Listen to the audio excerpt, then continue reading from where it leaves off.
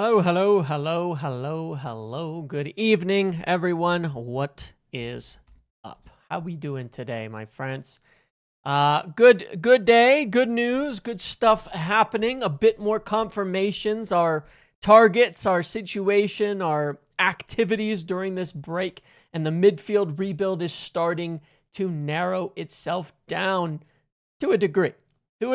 And I will definitely explain. We certainly got some pretty decent confirmations of a lot of the stuff that we've been discussing recently and where we are going. So we're going to talk about the midfield. We also, of course, got a big bit of discussion with regards to a left back, a name that I've talked about quite a bit, Nathaniel Brown. We got some more confirmations there. And then in addition, we also have a few things to discuss on the stadium. We talked about this a little bit because Colette Roche was speaking at a different kind of event earlier, but obviously in this instance, United more putting something out a bit more formally from Colette Roche and the team there essentially saying the stadium is moving forward and there's been progress on investment. And it also answers the question of where the investment is coming from. And even though it's not specific, it's pretty much what we expected and have been talking about. So we want to talk about a lot here. But how you guys doing tonight, first and foremost? How is everybody? Y'all good? Everybody great? I hope you guys enjoyed the Gomez video. I really liked making it because I was thinking about João Gomez a lot. And, you know, and in addition to obviously what we're going to discuss today and all these names, and I'm just thinking, the more I look at him, the more I go, man, such a no-brainer type of signing that we could bring in as a good squad player. And I really hope that we are ambitious enough this summer to push ahead with enough signings, many signings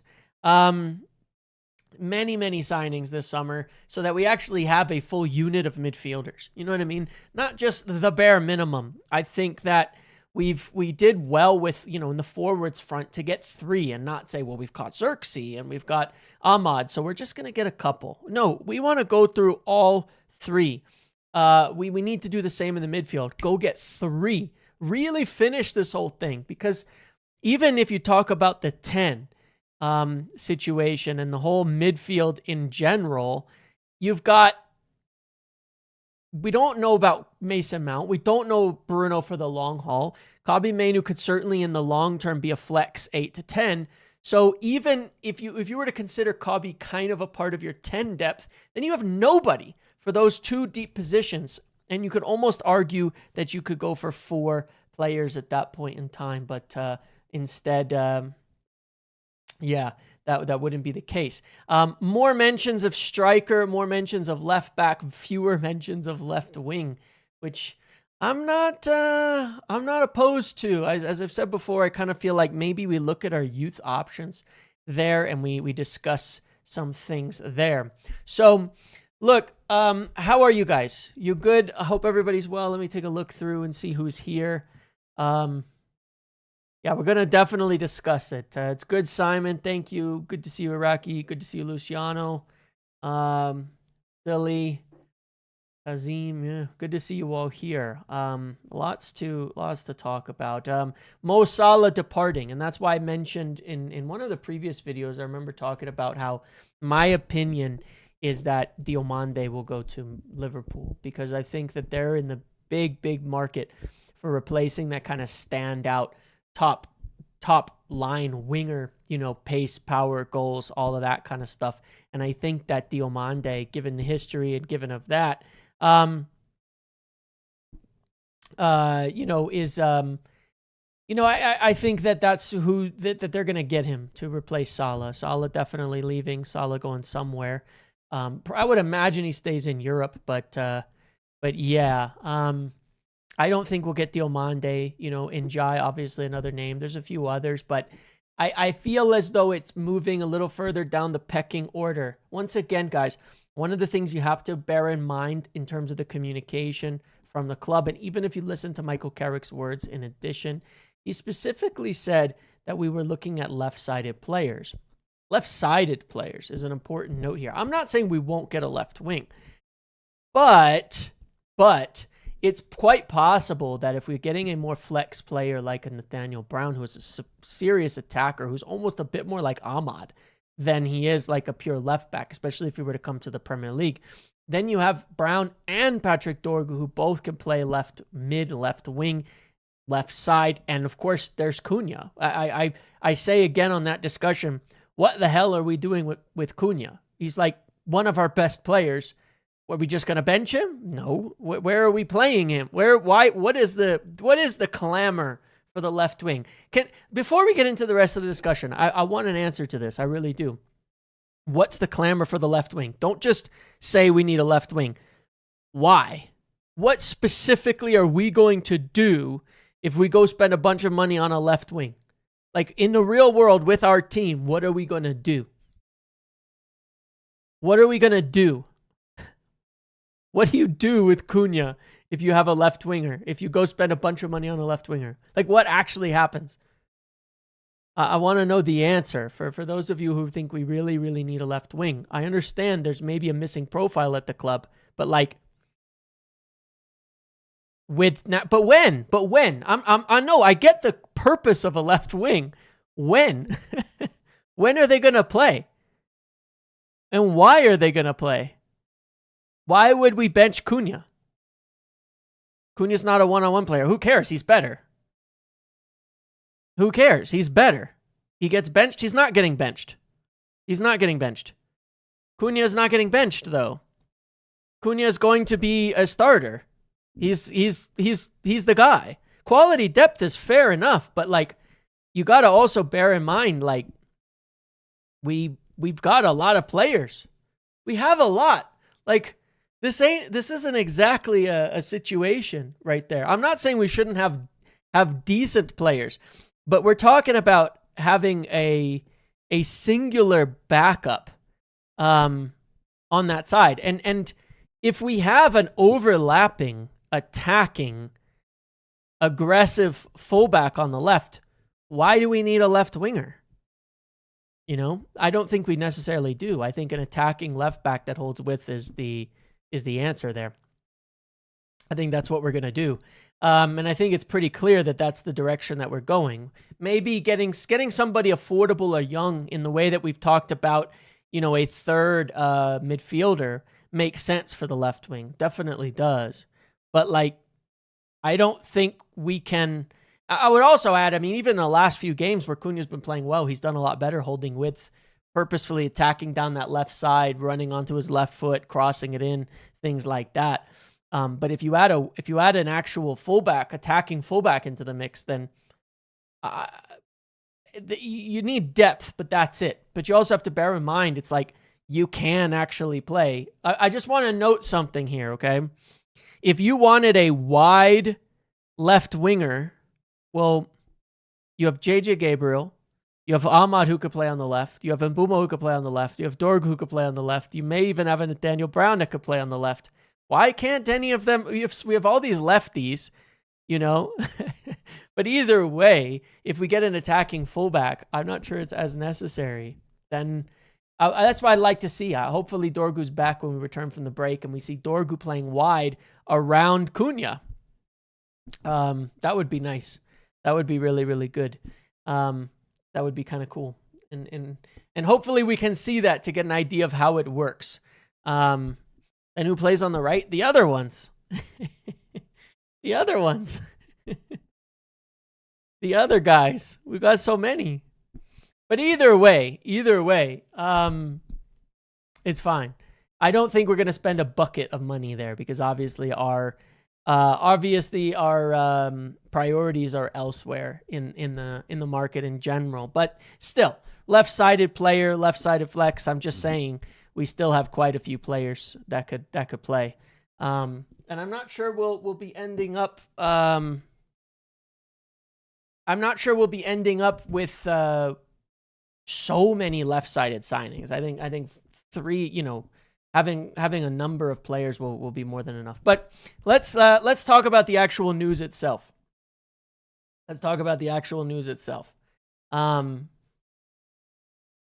Let's talk about the news itself. And I'm not saying we shouldn't get a left wing. People are clamoring for 60, 70, 80 million pound players to play off of the left. That makes absolutely no sense.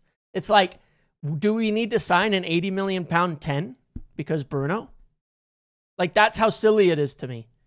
We have Cunha, one of the best players in the Premier League on that side, who is very much finding his footing and finding his way into form. And we spent a lot of money on him, was our first choice signing there. Do we need to spend 80 million on a backup for Bruno? Would people be we have fewer options at the 10 than we do in attacking positions. So do we need to spend 80 million on backup for Bruno? I would certainly say, some sort of depth signing in these areas would be okay. Would be enough for now. And we can take a visit on it later. We have bigger problems. We have bigger problems. Our big problems. I just think the left back is a bigger problem. The left back is a much bigger problem. Much bigger problem. So anyway, let's take a look at some of the news here at this point in time. And then we'll talk about Nathaniel Brown. We'll talk about the midfield. This is on the stadium first. It says, Manchester United have issued some positive news on their ambitious £2 billion plans to redevelop Old Trafford, including building a new 100,000-seater stadium next to the existing one. Stadium Development Director Colette Roche said significant progress has been made over the past year in land acquisition, investor discussions, and partnerships with local authorities. Key highlights include successful negotiations with landowners, with an imminent announcement on a major deal involving Freightliner, as well as strong interest from potential funders for both the stadium and broader regeneration project. Roche has also noted good collaboration with bodies like the Mayo Development Corporation. James, you are speaking about 250 to 300 million in the summer. Do you think United will spend that kind of money? Yeah, I think we'll spend about that kind of money. But my point is, if we were going to spend 250 to 300, and you were going to have to spend probably, we'll talk about the midfield, but if the midfield's going to cost you a minimum of 150 just for two, 140, 150 for two, and then you need a left back for sure. So that's going to put you up at 180. If you want a third midfielder, which I still think is a huge priority, that's like 220. If you need a center back or a striker, you're up in the 250 to 300 range. I think there's a lot of things we need to spend on before I would go spend a bunch of money on a left wing. Left back can widen the pitch. A fullback widens the pitch, especially if Carrick's the coach, because he tends to use one attacking fullback and one winger.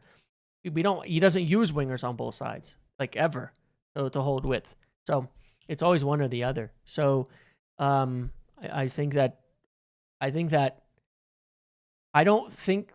wouldn't put left spending 60 or 80 million on a left winger anywhere near where a lot of our budget should go. Let's put it that way.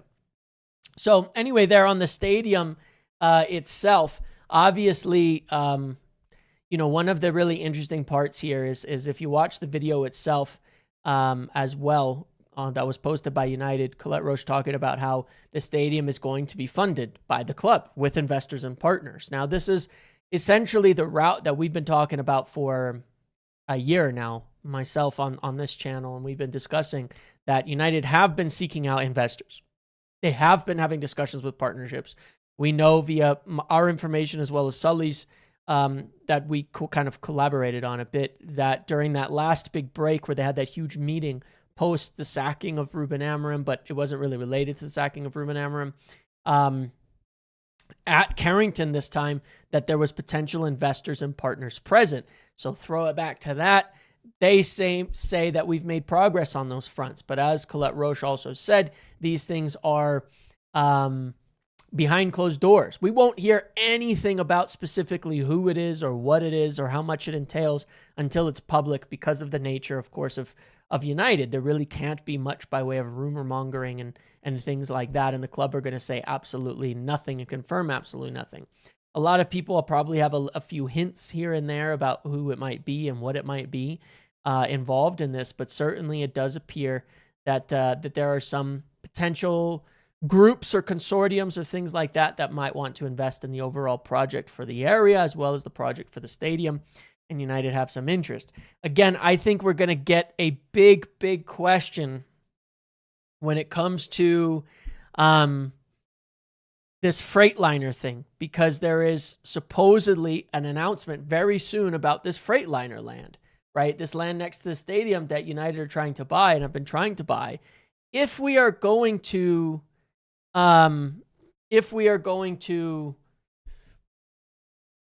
get that done now, and apparently it is imminent that there is progress on this, well then, how are we paying for it? And I think maybe we'll find, because perhaps an investment partner will be helping to purchase that land as a part of the overall project. Maybe the case. Maybe somebody is putting money down to start the process and get things going.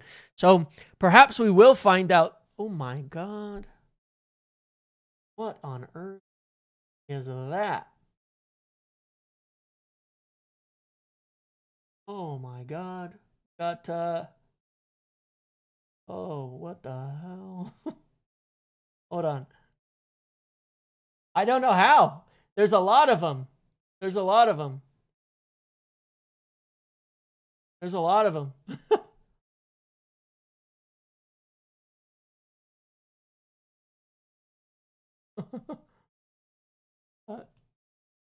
That's crazy. Hold on. I'm trying to get him. I'm trying to get him as we go.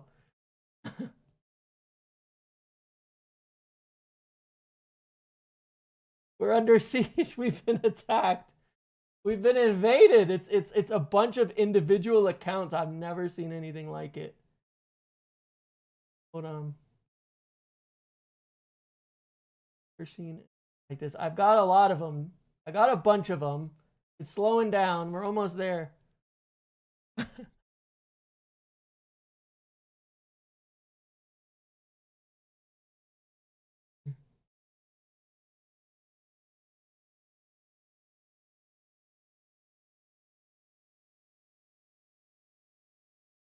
Lord.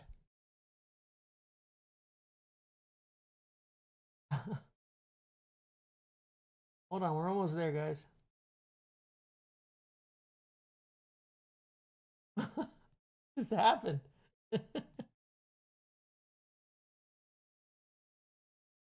Hold on, we've almost got them. I'm reporting and removing and hiding almost all of them. All right, did we get it? I think there's like 2 left. Hold on.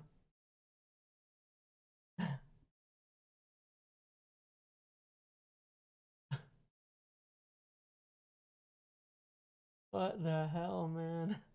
I've never seen anything like that. All right, I think we're okay. I think we're okay. Are you guys still here? Is everybody still here? Everything's okay on my side. Everything's live. Everything's good. That is wacky, man. Can you guys hear me all right? Everything's okay? Let me just check on the video on my phone and make sure from my side everything's still working. I think the chat has exploded, but it seems okay. Just refresh my page here. All right, we're good. We're good, okay? We're good. All right, we got him. We got him. we had to go full João Gomez over here, picking up and tackling everybody. What the hell just happened? That's never happened on this channel before. I've never seen anything like it. I hope I didn't get anybody in the crossfire here, because I was just hitting and reporting and removing like crazy. It's crazy.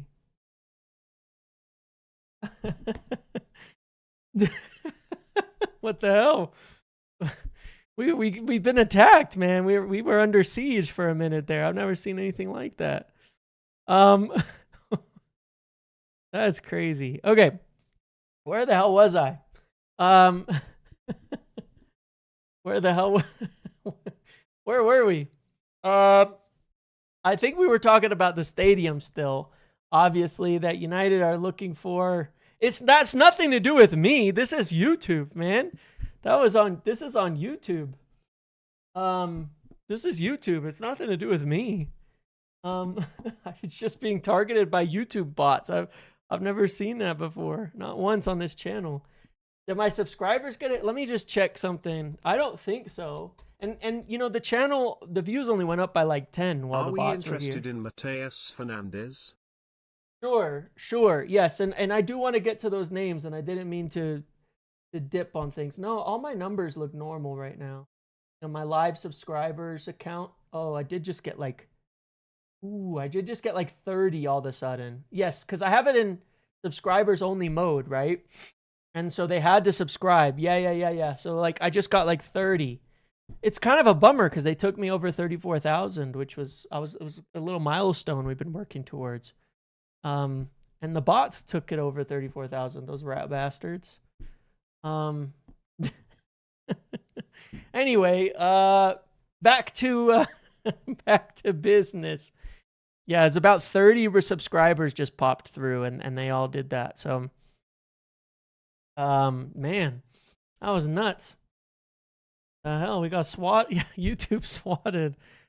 YouTube DDoS. All right. Anyway, moving on. The stadium, yes, they've been exploring. They've been exploring.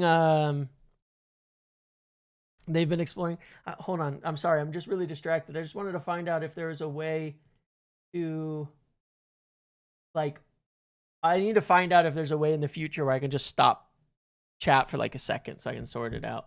But anyway, somebody did ask a question about Mateus Fernandes. And I do want to get to that because Mateus Fernandes is certainly a player on our list, and we'll get to the midfield here in just 1 second. So wrapping up the stadium discussion, you know, they're pushing back some of the timelines and things like that as well, saying it's going to take longer. And of course that makes sense. You know, we haven't got really going anywhere yet. It's probably going to take till 2032 at minimum to finish the stadium off. But I do think very soon, with this supposed imminent announcement on the Freightliner, we're going to learn where some money is coming from. How do we do it? You know, where is it coming from? Who's spending the money? Where is it? You know, that's what we're going to have to figure out. So that's what we'll see. We'll see very, very soon, you know, what happens there. And we'll learn a lot about the financials moving forward in terms of the stadium itself. But it's encouraging that they're acknowledging that there are talks with investors and sponsors and partners, because so I've heard, so I've talked about, and so hopefully happens, because there's no other way we can pay for this thing. We know the Glazers aren't going to put a bunch of money in. I do wonder if, as a part of partnerships and other investors, if Sir Jim or somebody will be putting more money in too, you know, to buy up more of the club. I hope so. Would be nice. Anything that takes more pieces of the pie from the Glazers. I hope it's people buying more of the club or groups buying more of the club rather than just purely like revenue share investors. You know what I mean? So there's a model of the stadium where perhaps, you know, someone else pays for it and we rent it. You know what I'm saying? And they get a big revenue share of tickets. There's the model of, you know, they invest in it and they take a revenue share of tickets and things. I would hope that's not the case. I understand people want the returns, but my hope is it's more of a benefactor where they're looking at buying the club so that later on it's worth more, rather than taking revenue from the club or reducing the revenues, because we need that in order to be as competitive, of course, as possible.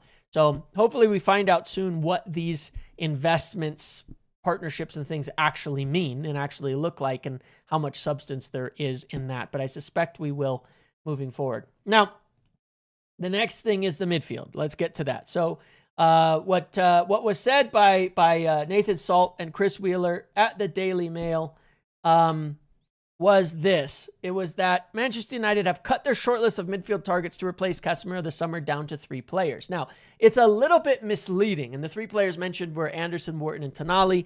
I've done a poll here. 64% say if not Anderson, Tonali. So people are big fans of Tonali. Also, please make sure to smash a like on the video. There's almost 600 people here, maybe 50 bots. I don't know.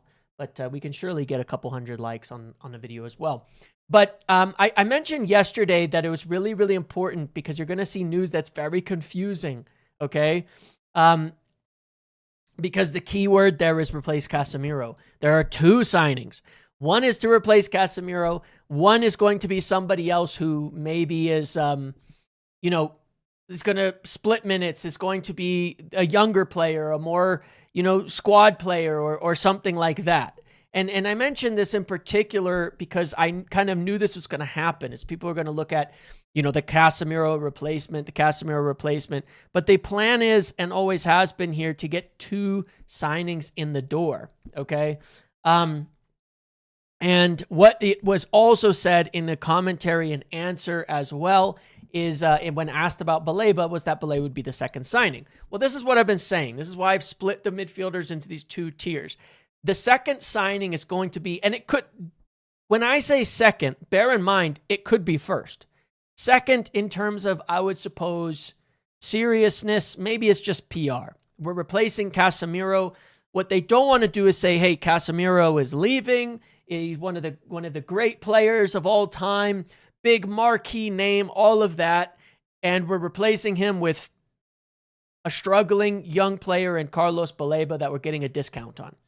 Because from an image perspective, doesn't sound as good, okay? And there is a bit of PR and communications that goes into how all these things get painted and looked at. The second player, it's not that they won't be important or they won't be a starter. It's just this is obviously the way that our midfield build has been painted, right? You're getting the one Casemiro replacement and then you're probably getting another. As was said on Talk of the Devils, as I've said many times. The second bracket is going to be your hopefully more bargain prices because those first names are all going to be very expensive. Adam Wharton is going to be 80 million pounds. Elliot Anderson is going to be 90 to 100 million pounds.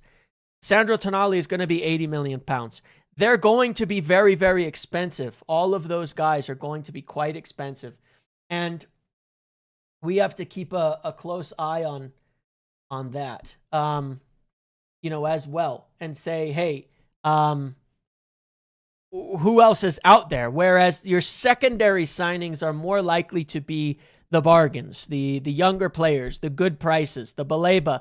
And I would put in that same bracket Baleba, João Gomez, maybe potentially others.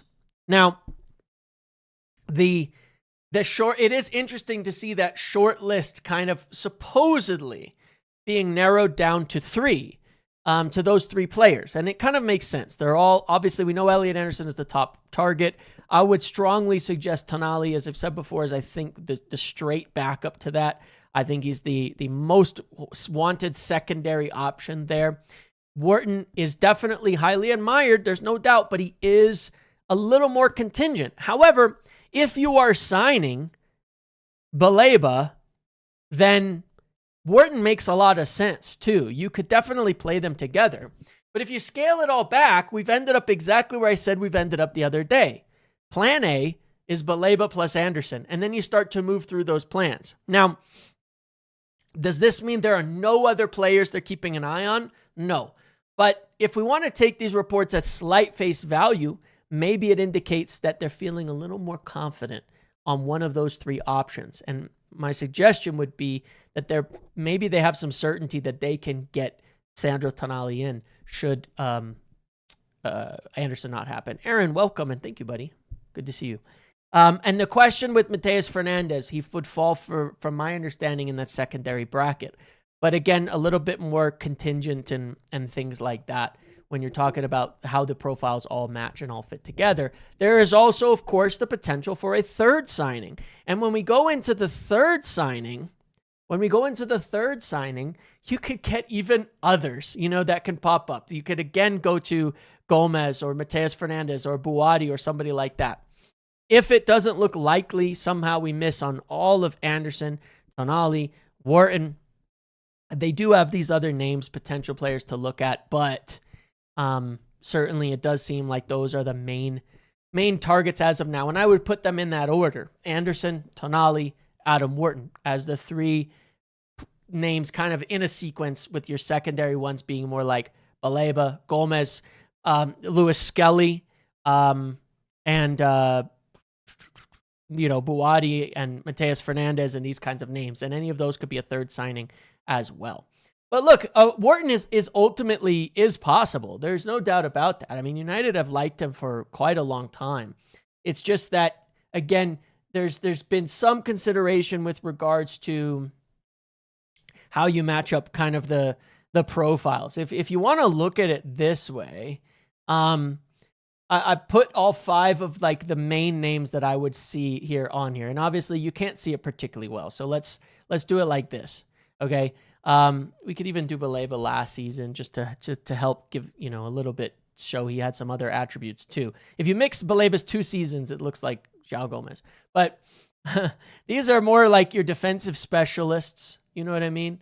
These are more your defensive specialists. And then you're going, all right, well, here's our more like marquee kind of box-to-box type of players. Wharton fits into a strange bracket here where is sort of a deep sitter, but he's definitely a very good offensive, attacking, forward passing, and progressive type of player as well. But I think it makes sense to kind of separate them out into those 2 groups. Hopefully, I wonder if that cut it off when I switched scenes. So no Bruno Guimaraes. I wouldn't rule it out 100%, but the reason it's being played down is the obvious reasons. As we were discussing yesterday, yes, it was brought to United by the agent. Yes. Does that mean United will have had a discussion? Sure. Does that mean United will consider it? Sure. Does that mean that they have advanced talks, or as Indy said, agreed terms? Absolutely not. No. And it will be unlikely for the obvious reasons: price and age. The same reasons that we would cast doubt on it. I still think it potentially could be a great signing. It could be a really interesting one. It's intriguing, but it's so complicated. And that's why, as I was saying yesterday, you have to be really careful if you're not United, because he's looking to get out potentially and maybe going to a bunch of different clubs to offer himself around. And you have to look at it and say, well, what kind of wages then? What kind of costs? What are we getting ourselves tied into? Does it, do we mess around with this and then he gets sold somewhere else, and then Tonali can't leave, and we miss out on a lot of our targets and all of that. So I think that in the just by way of cost and age, Bruno Guimaraes was never going to be the guy. Besides the fact that there is interest in him, I insist that there is some interest in him, but it's more like, well, we have to consider it. We got to think about it, and have alternative options. But clearly they would like one of the younger players, one of the more players that are more in alignment cost-wise and age profile-wise with what they're looking to do. If you're going for 70, 80 million in fee, you don't want to buy a 29-year-old. They want to avoid doing that. Now, if Bruno Guimaraes was suddenly available for 50, then I think things might change a little bit. But that's why he's a bit further down, on the register. Still hoping for some news on Barrios. Well, you can tell too that what have we done? We've done it again. 2 signings of Premier League provenness. Baleba plus 1. Are we going to sign only under 26, James? I think this would be a big mistake, and we should learn something from Chelsea's situation. I don't think necessarily that we will be only under 26. Here's the way I see it, okay? We've got these 2 players, and ideally, we have to think with what we're trying to do. We need the midfield for the future. We need the midfield for the long haul, right? Because we have none. And I think that it's okay, because I have my qualms on experience too. Like we got with Cunha and Bumo, 27-year-olds, right? So we blended it. And then with Šeško and Laman's young player. With the 2 initial signings, Tonali 25, that's closer to the Cunha and Bumo kind of ages. Baleba young, Anderson young, Wharton young. I think we'll go for younger players initially, certainly to get 2 young players in, but who are also Premier League experienced as well. And then when we move beyond that, we might add to it with some more experience. We might add to it with some more veteran presence. I mean, João Gomez is 25, if we go for that. But there's other names, certainly. If we go for Ederson as another name out there, that still continues to be just ever so slightly out there. What is he, 26 or 27 right now as well? So there's a lot of, I don't think it'll be exclusively young players, but I also do really want to say this. They really do want to finish this midfield kind of once and for all. You know what I mean? They want it to be sorted. They don't want something where they go, oh, well, we really didn't do enough at the end of the day. We're still farting around with the midfield and saying, we got old players we need to replace, because bear in mind, we have to replace Bruno Fernandes soon too. And this is the big downside on the Bruno G with the age factor in this, which is that if you get Bruno Guimaraes now, then in 2 years, he's your new Bruno Fernandes. And you're saying, well, Bruno Fernandes is gone. Now this Bruno we're going to have to replace soon. And now we're back to continuing to do it. I think in general, they'd like to get 3 players like they did with Cunha and Bumo and Šeško, not necessarily under the age of 25, but of the age where you know you're getting 5+ years out of them, you know, from an age perspective, where you don't have to worry about that. You don't even have to think about it. And then you can make that decision in their 5th or 6th season to say, should we extend them? Should we move them on at that point in time? Because next summer is the defense. Next summer's the defense. You know, not that we won't do something this summer, but next summer, if we go get 3-4 midfielders now or 3 midfielders now, we're going to need at least, between now and next summer, we need 2 center backs, maybe 3, but probably 2. Between now and next summer, we need at least 2 fullbacks as well. So we need 4 defenders between now and next summer, one way or another, right? So I think they really want to set up stability where we know what we have. But there's another factor here too, which is that you got young players that you want to get going, but you also want them to be able to rotate. And I think that that's kind of their idea. If you look at the way it reminds me a little bit more of Liverpool in the way that they rebuilt than Chelsea. Chelsea just buying up a ton of random young prospects all over the globe and things like that. Liverpool had an interesting age profile where they did kind of cut it off at around 27. And they bought a lot of players under that age, you know, in the 23 to 25 bracket, kind of in that age range, or 23 to 27. They bought a ton in that bracket because very often they're players where they're not as risky. They still have room to grow. They still have room for improvement. And you can usually set them up where you have time to have them work up and get another contract. If you're buying guys who are established at 27 or 28, the oddity is that in many instances, they've gotten another contract already. You know, a lot of players will get a contract at 21, 22. And then if you're buying them at 23, 24, they're still on low wages. So you can give them a nice bump without taking them all the way to the ceiling. Whereas guys who are 27, 28 are probably onto their second big contract, in which case you have less room to move them up and down on your wage structures. So it's an interesting approach, and I think we'll be okay. I do think they're cognizant of the experience, but that's also why they want to keep, you know, Harry Maguire. That's also why you want to keep why you want to keep Bruno as well, is to continue to have some good leadership in there. But I think the ages that we're looking at are good. For you guys, if your 2 brackets right now are those 3, and look, there's more names and it could well expand. Best laid plans of mice and men. We get one of our top 2 or 3 targets in both areas, and then we can move on and still nab a third somewhere. But there's always the possibility we miss something. Of the 3, Anderson, Tonali, Wharton, and let's say Baleba, Gomez, Mateus, Fernandes, who are your 2? One from each section. I think most everybody, well, maybe not everybody says Baleba Anderson, but Baleba Anderson is clearly the main goal there, the primary one. But who is your pick? One from each of those groups. Who would you guys like?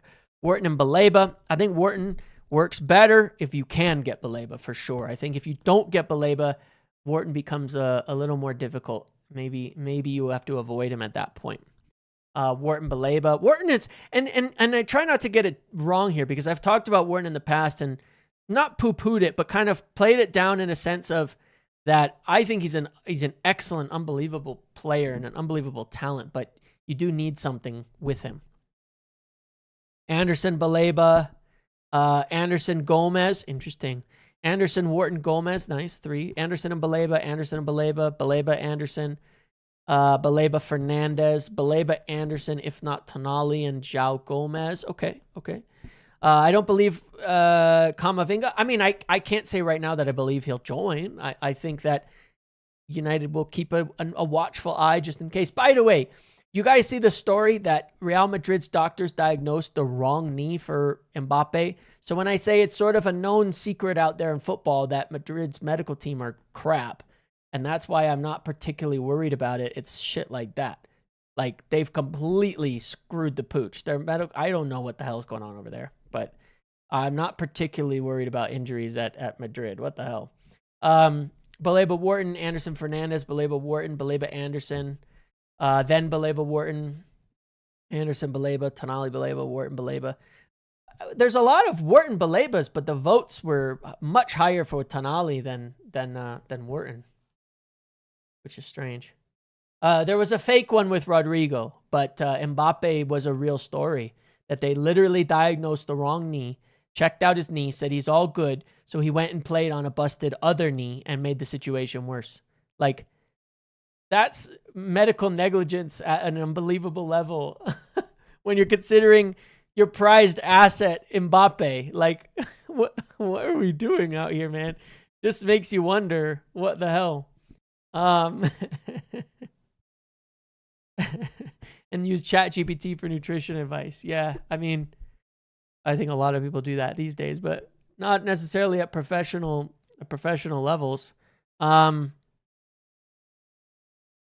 It's pretty hilarious. The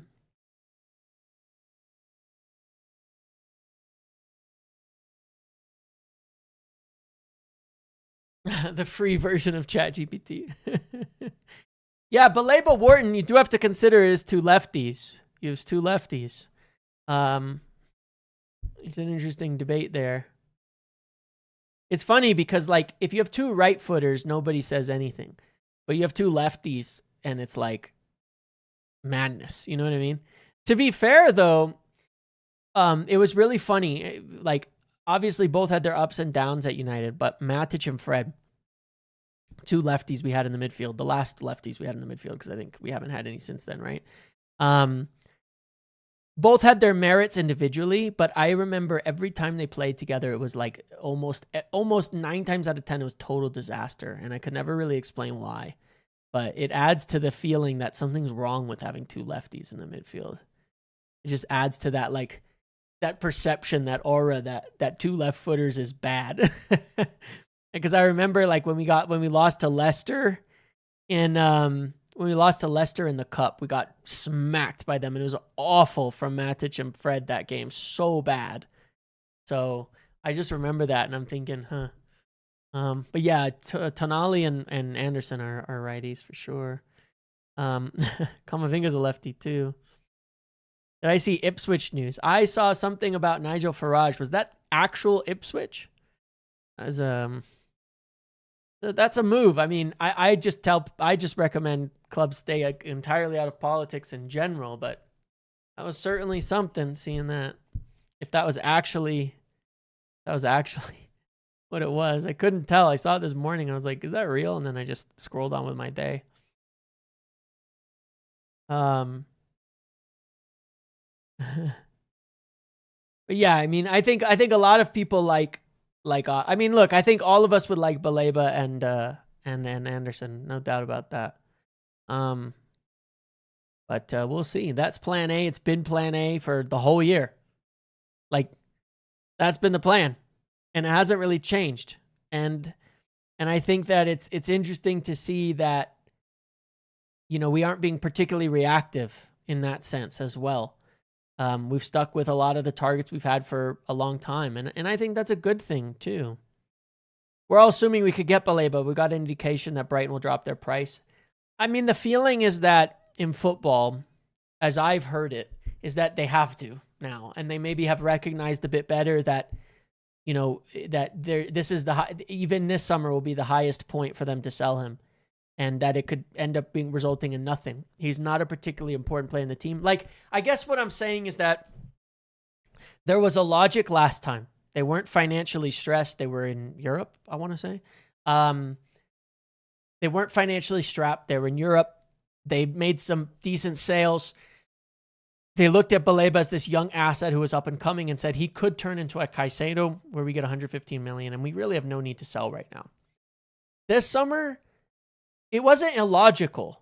This summer, it would be very, very, very illogical for them to hold out for a crazy fee for him and not drop it.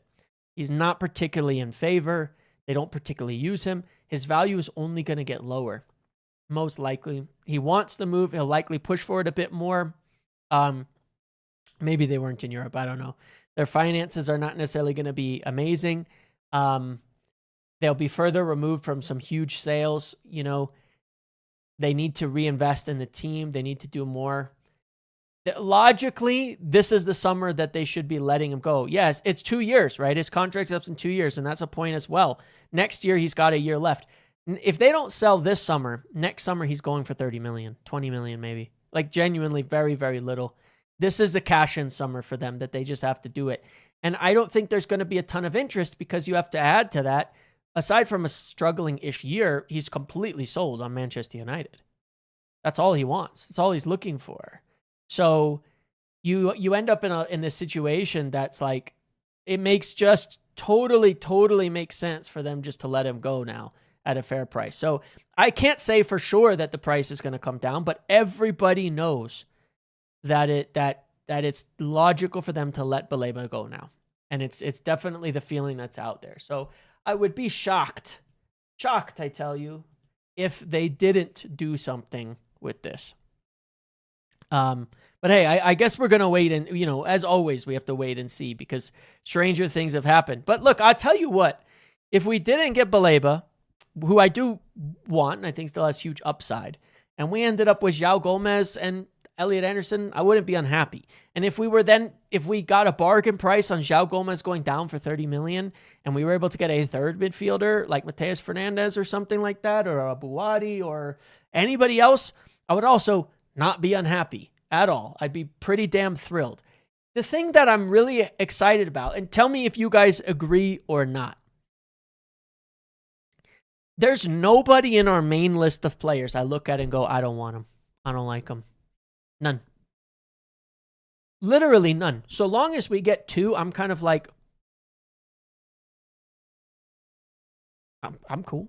3 would be great, but as long as we at least get 2 of them, I'm like, I'm not unhappy. I don't think I'd be unhappy with any combination of the two of the main groups. Genuinely, I don't think I'd be unhappy at all. I can't think of a combo where I'm like, that would be shit. Baleba Tonali you'd be unhappy with? I'd be happy with that. Is it the perfect combination? I have some doubts on both players, but they're good. They're very good. They're very good. And if that meant you could get a third, that's great. You know, it's not to say they're all perfect. Wharton has his limitations, but he is unbelievable on the ball. So hopefully you can figure a way to work with that, you know, with additional players. You know, I would rank it Baleba Anderson, Gomez Anderson, Baleba or Gomez Tonali, Baleba or Gomez Wharton. And then I'd be like, I don't know. That's kind of how I would rank the whole thing in terms of signing. That's how I would look at it. Yeah, exactly. It's a lot better than now as well. And that's part of the factor is that, like, not to say that that should be the aim, but bear in mind, we need a squad. Like, we need a very, very good team overall. And again, in the future, if Bruno leaves, there's still room to make another midfield signing in the next year or two. If you're looking for like a super stud to come in and you need that, you know? And I think one of the reasons why I'm comfortable with all of them is every one of them plays in the Premier League. So I don't think flops exist in that respect, okay? I don't think they can flop. I know that I've said that before about Premier League signings, and I still stand by it. I don't think you really get flops in the Premier League from prem to prem. The ones that are flops are like blatantly obvious. Like, why the fuck did Chelsea sign Garnacho? We all knew what he was. And to be fair, he's not even a flop. He's playing the exact same way he always played. He's the exact same player he always was. No surprises. So even though it's I wouldn't even call it a flop, it's just a silly signing. He is they are who you thought they were. When you talk about Premier League players, they are who they thought they were. But Alexis Shatters was very much, I know it was a shorter time period, and I've debated this before, but if you ask Arsenal fans, he was already in a strong decline. Isak's been injured the whole year. I don't even know in that sense. And Isak's always been a little bit injury prone, by the way, if you look at his history. Calvin Phillips, I want to back that up a second. I think that Man City have quite a few flops because they've blown big money on players from the Premier League with absolutely for no reason at all. Jack Grealish, Calvin Phillips and such with no reason at all. Mount's not a flop. Mount was injured almost the whole season beforehand. Torres also injured, right? You're talking about injuries. Fernando Torres also had injuries. Unless I'm wrong, did Fernando Torres not start getting his injuries either right before or right after the transfer? He got a bunch of injuries. A player can tear their ACL or have serious problems, and that can change things, of course. But like Mason Mount is who we signed. That's what makes it a stupid signing. He's a good player who can't get on the pitch. That's what he was the year before we signed him. There was no surprises. Mbeumo is exactly who we thought he was. Acuna is exactly who we thought he was. Harry Maguire, we overpaid for. He has always been exactly who we thought he was. Even Wan-Bissaka was the same player that we thought he was. Torres, he just fell off. I swear to God, he had some... Why do I always think of Torres as having some crazy injury? He did fall off hard at Chelsea, but you have to go back. I mean, what is that now? How many years ago was that now? 18 years? Like 18 years? But I swear he had injuries in his last season at Liverpool as well. I could be wrong, but I swear to God he got a bunch of injuries or something like that. But again, like I'm just saying, in most instances, you're talking about older players in the decline already, when you're looking at flops or players who are already on the bench. Very few up and coming players or mid-20s players that just flop like out of the blue. Again, I'll say Man City are probably the biggest examples of that. The biggest examples of that with Grealish and Phillips and others. Maguire was always a good 50 million, 40 million center back. Neto and Delap are flops, but Fofana, I don't know. Chelsea, you're right about that. It's very hard to judge Chelsea signings, I'll be honest, because first of all, I don't count Delap as a flop because he was shit before they signed him and he's shit now. He's always been a very mediocre player. Pedro Neto is good, but he couldn't get on the pitch. He also had massive injury problems. Fofana might be a flop, but it's hard to say because didn't he tear his ACL like right away? But Chelsea, you got some fair answers with Chelsea. Wissa also missed like 6 months though, right? Like you're right. You can find flops out there, but almost 90% of them are injury related, if I'm not mistaken. Wouldn't you agree? The ones that really fell off a cliff, mostly injury related. Otherwise, they pretty much always were who we thought they were. I mean, Newcastle signed Wissa, and he didn't play for the first 5 months. He had some crazy injury that started like right off the bat. Didn't even get on the pitch, Yeah, it is hard to judge Chelsea, honestly, what they're doing. I don't even know what the hell they're doing 90% of the time. Does anybody, Elanga, but Elanga was never that good. Elanga was never any good. Schneiderlin is probably fair. Sancho didn't come from the Prem. He came from Bundesliga. No, but seriously, like, look, there's always going to be examples. Kirkes, there's a good one. He has been shit. He has been shit. But no, let me revise my ultimate statement there. It has a much higher success rate, like 90%, 80, 90%. It has a success rate where the player you signed is the player you get. Barring some surprise injury or something like that, the player you sign is the player you get. When you're going Premier League to Premier League. And so that's why I'm not particularly worried about it. I like all 5 of those players. None of them have strong injury problems, if I'm not mistaken. Wharton had some injuries, but he's been fine. Wharton, Gomez, Baleba, Anderson, Tonali, they're all pretty robust, if I'm not mistaken. I'm trying to think if, Wharton had one injury, then he came back from and showed up and has done well since then. But I don't think any of them are injury prone. They've fitness-wise, they've been good. They haven't had serious issues aside from missing 18 months for betting or something like that. Yeah, so I'm not particularly concerned about it, but I'm happy with all 5 of them. And any of those players come up, I'd be happy. Another name that's mentioned here, this one is an interesting one, even though we have kind of our short list. We've talked about this player before. In fact, he's on one of our lists as well. So there you go. Pay attention. Aside from Nathaniel Brown, we'll get that in a second, Frankfurt midfielder Hugo Larsson was also assessed. United actually considered signing Hugo Larsson prior to his move to Frankfurt and have continued to monitor him. So again, maybe for a third signing or something like that, Hugo Larsson could come back into the mix. I think he's done quite well over there. And I have to try to remember what kind of player is he, because I can't get it. He's a bit more box-to-boxy as well. Definitely not. I've seen, from what I recall, he fits into more the 8 to 10 mold of a midfielder.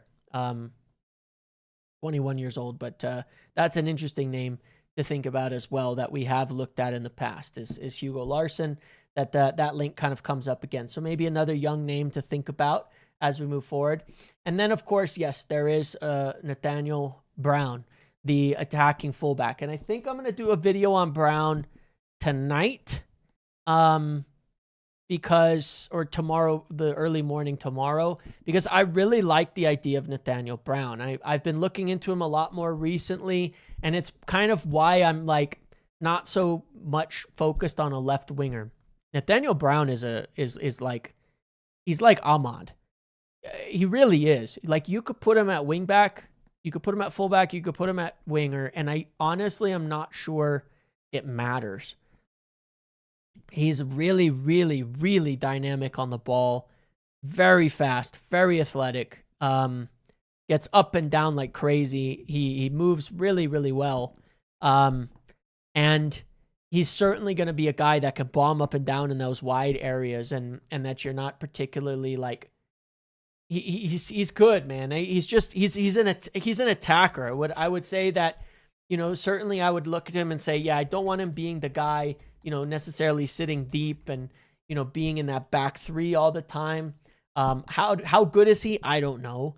In that respect, but because it's hard. He's young players in the Bundesliga and all of that, but I like him. I like him a lot, and all the clips I've watched him have been good. He's got 4 goals and 4 assists from left back this year. That's a good number for a left back, man. It's a good number for a left back. Sounds like I'm describing Dorgu. Similar, but he's much more, I don't know how I'd put it. He's much more techie, less physical. More techie, less physical in that respect. But look, 8 goal contributions for a left back at Frankfurt, I think is strong. In that respect, I really do. I think it's strong, and he's 22 years old. He's not tiny. Fullbacks don't necessarily need a ton of height, but he's not tiny, which I think is good. Yeah, I don't know. I like watching him. What I've seen of him, I've been impressed, and I think like it's a real attacker. He's got 2 assists in the Champions League in 683 minutes as well. He's got 10 goal contributions in 2,800 minutes in all competitions from fullback. I think that's a pretty good when you consider the numbers our fullbacks have, which is like nothing. He shows up weird on the chart here, and that's why I say he's kind of like Ahmad. I'll show you. Trying to get this thing to load. For some reason it's doing me dirty, the chart. Nah, I don't think that's Bundesliga tax for those. First of all, guys, Benjamin Šeško, all right? I'm big on the potential idea of a Bundesliga tax, but come on. Benjamin Šeško, man. Benjamin Šeško. You got to factor that in. How has that been? It's really hard to describe him with stats. It just is. I'll show you what I mean in a second here. Look. Because you have minutes for Ahmad at fullback, okay? And you have some oddities with fullbacks. So like, is he going to defend in the box, in the air, back post? Absolutely freaking not, much like Ahmad. He's going to bomb forward. He's actually really good in the duel, and he's going to create. He's not going to just run up, cross, tackle, pass, and progress play in that sense. He's going to bomb up and down the pitch, carry the ball. He's very tenacious, and he's going to be more interplays for creating goals rather than just swing across, swing. Not that he can't, but he's going to be a bit more like that as a fullback. Fullbacks are so unique. Like you look at Diogo Dalot, look at his duels. Like he's the exact opposite of Dalot, who wants to pass, who wants to get up and progress the ball via passing and things like that. He's gonna charge up and down the pitch. So I think that's a good thing. Nuno Mendes is who I want to look at. Nuno Mendes is hard to measure because he just does everything as well. You know what I mean? Unfortunately, it's hard to measure. It's hard to measure fullbacks just by stats alone. But here's Hakimi, for example. Similar. Carries the ball up and down the pitch. Wins with a duel. The biggest difference is Hakimi's more of a passer as well. But similar in that style of running up and down, athletically and technical. I like him. I think he's a really, really talented attacker. And I think as far as left backs go, we need somebody scary, if you get me. You know what I mean? Like I want someone who's kind of scary, in the sense of you're afraid of what they can do with the goals, with creativity, with all of that. You're afraid of it. Truffaire's going to look a lot different, and so is Diouf. But part of it, why it's hard to measure these fullbacks, is stylistically what teams they play for. Bournemouth, you're going to be asking Truffair to do a ton of defending, right? A ton of pressing, a ton of defending, and things like that. So you're not going to see much similar. And for Diouf playing at West Ham, what are you expecting? Just possession-wise, he's not going to do that much. But I'll pull out some other charts when I do the video tomorrow morning, kind of showing other stats and the bigger charts and how they compare and all of that, because I think it's better to worth to mention that. And look, it's hard when you start to compare these positions. One of the things I will say is that the further back you move on the pitch, the worse these charts are going to be at measuring what a player does, especially the radiographs, because they're so dependent on style. They're so dependent on how the team is playing. But those other kind of charts can show you a lot more, how they progress the ball up the pitch, how they do all of that. I like Truffair as well. I like Diouf as well. But I think that you're going to get into potentially absurd pricing points with them if you start looking at that too. And I'm not opposed to Nathaniel Brown. If Avel is sold on him and we're grabbing one more good player from Bundesliga for that left back position, so be it. One of the advantages I'll say about specifically the Bundesliga when it comes to attacking fullbacks is that I know Frimpong hasn't worked out, but I still think that to a degree that's part of Liverpool. But I was never high on Frimpong myself because I think he's different. There's a lot of space and pace in the Bundesliga. So if you want a real attacking fullback, I think that it's not a bad thing to have a fullback who's been at Frankfurt, especially with how they play football. So anyway, I'm pretty decently high on the idea of Nathaniel Brown as a fullback. And if, and I would definitely say after two midfielders, maybe three, I'd rather get him. The more I've watched him, the more I've thought, for me, that's your left side attacking solution. Dorgu can be as well, but that's the guy that can bomb up and down the pitch like crazy, hold that width, and balances so well with Cunha. I'm imagining the interplay between the two of them with what I've seen from Brown and what I know Cunha can do, and I'm thinking, yeah, that would work for me. Okay. But there you have it, guys. I think we've discussed everything I want to get to today. Any idea on strikers? Right. That was the other little piece of news here. Solely talking about how we're discussing backup strikers with Joshua Zirkzee leaving. I don't have any names right at this moment. I need to look back on my list of other names that we've considered to say, who else it would be. I would suspect we would go for a veteran player, but, as he put it, kind of meetings and such happening now. So it may be completely and fully undecided at the moment as to, which type of striker it is as of yet. It could be completely up in the air as of now. So we really don't know at this point in time. So Danny Welbeck, yeah, but he signed a new contract at Palace.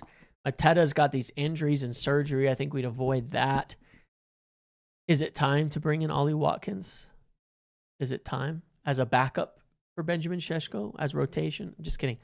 But seriously, no. But seriously, I would love Danny Welbeck, but I don't know. He just signed a new deal at Brighton. It seems like he wants to stay there. I say just. I feel like it was this year.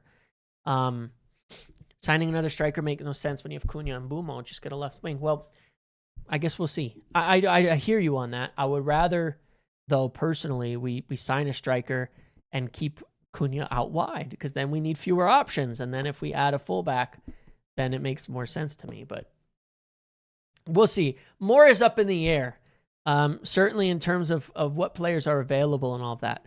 What if Marcus Rashford comes back? He's not going to come back, right? But what if Marcus Rashford comes back as a backup striker? Who knows? What if Spurs get relegated? Solanke or Charlison? I don't know.